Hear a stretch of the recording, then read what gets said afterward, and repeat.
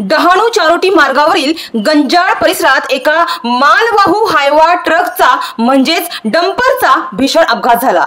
आज 24 एप्रिल रोजी गुरुवारी सकाळी 11 ते 11:30 वाजेच्या सुमारास हा अपघात घडला। या अपघातात चालक गंभीर जखमी झालाय, त्याला तातडीने जवळच्या रुग्णालयात दाखल करण्यात आले आहे। मिळालेल्या माहितीनुसार डहाणूसह परिसरातून मुंबई वडोदरा द्रुतगती महामार्गाच्या कामासाठी माल वाहतूक करणारा MH 486981 या क्रमांकाचा हा मालवाहू डंपर गंजाड येथून डहाणूकडे जात असताना अचानक स्टेअरिंग फेल झाल्याने हा डंपर रस्त्याच्या कडेला असलेल्या एका झाडाला आदळला।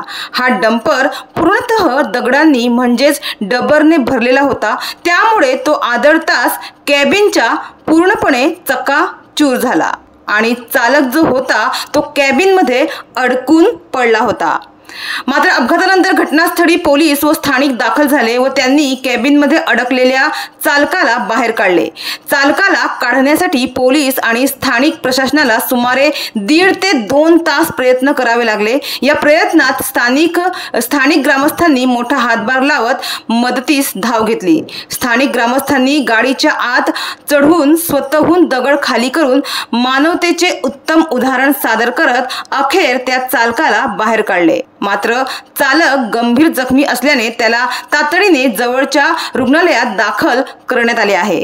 तर सुदैवाने या भीषण अपघातात कोणतीही जीवितहानी झाली नाही। मात्र या अपघातामुळे परिसरात काही काळ वाहतुकीस अडथळा निर्माण झाला होता। एकंदरीत सांगायचा उद्देश हाच की स्थानिक नागरिकांच्या तत्परतेमुळे आज मोठा अनर्थ टळला आहे, असेच चित्र आज दिसून आलंय। डहाणूवरून कल्पेश दळवी, विकास समाचार।